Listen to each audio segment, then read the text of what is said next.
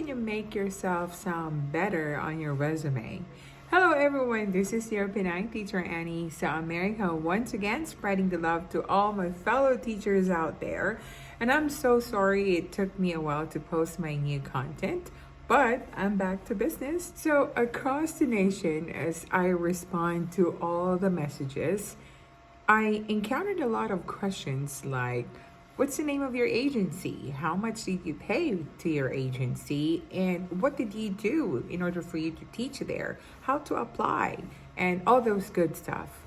However, what really made an impact to me was a question that I've been applying for 2 years already. I kept on sending my application. However, there's really no school or no principal that will invite me for an interview. And you know what? If that will happen to me, maybe that's the time that I'm going to ask myself, do I need to update my resume?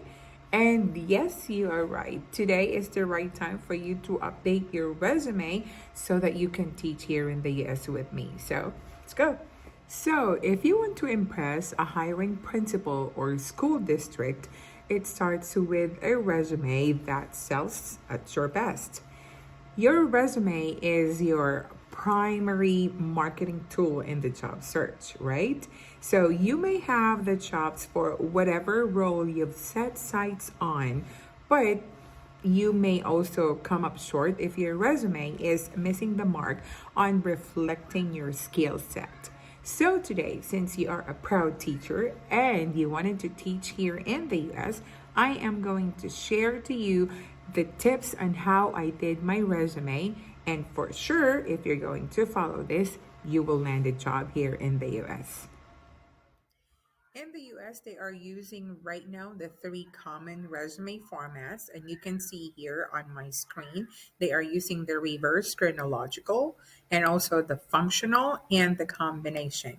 Today, I am going to show you how are we going to do the reverse chronological, which was the resume that I did when I applied here in the US.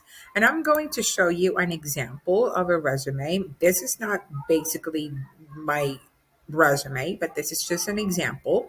So if you are going to take a look right now on your screen, you can see my bold name. So I have it right there, and then it's your complete name. If you want to put your middle initial, that's fine as well. And also I put my picture. It should be a picture that you look presentable. And then on the left side, I put all my contact information and also the summary.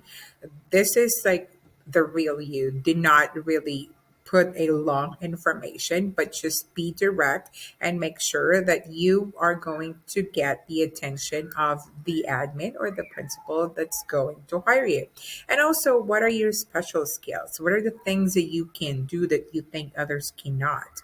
And also, the website, if you have your own website, you can put it there. My Right now I just put my YouTube channel, but for you, if you have your own website, if you are promoting something, then you can write it there. And then if you can see, since we are using a chronological resume, I put there my experiences. I put the latest or my current job. So I'm teaching right now in this school. And then I put also bullet form. I put all the things that I'm doing in this school. And then I also put my previous employers.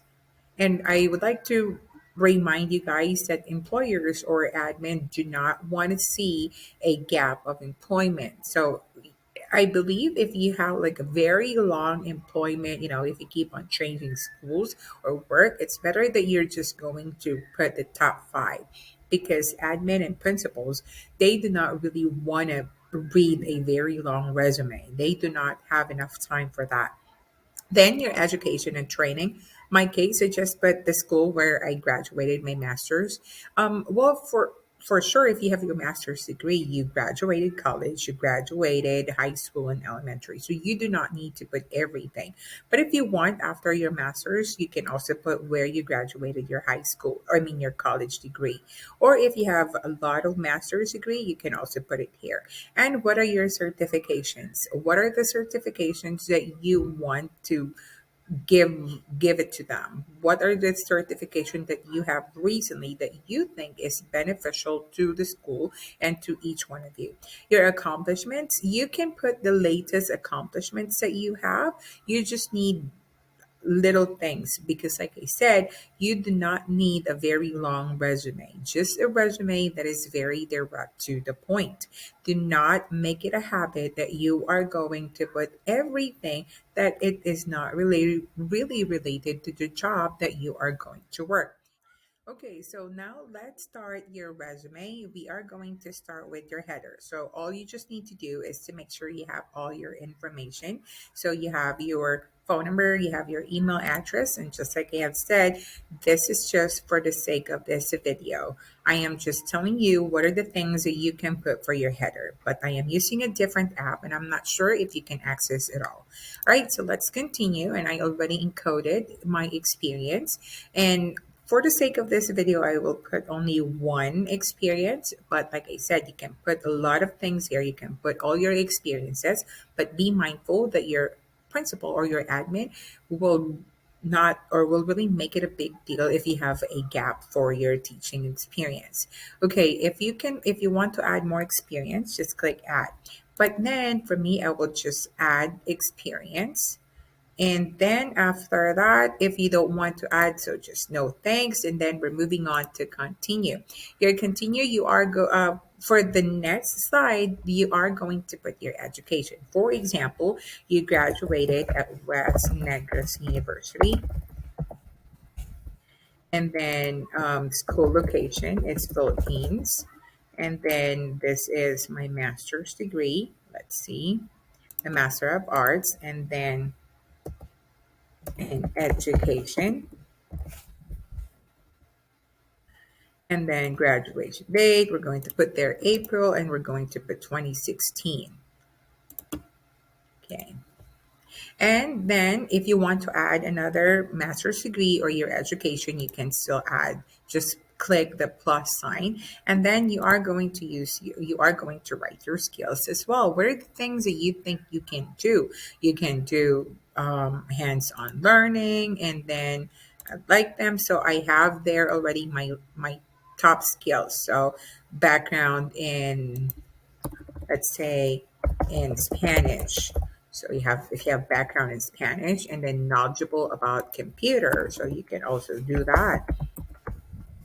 And then I'm going to click continue, and then let's add your summary. Okay, so as a middle school teacher or as an English teacher, these are the things that I'm doing. So I'm going to put well versed in enhancing learning and developing well rounded students, etc., etc.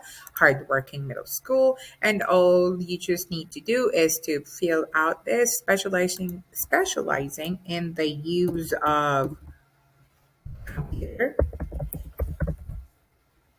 Hardworking teacher bringing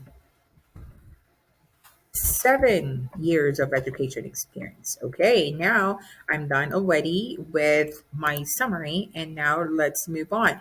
If you want to add more sections to your resume, you can definitely do that. You can put your accomplishments. Okay, so you spearheaded initiative to improve a testing scores, and then you instructed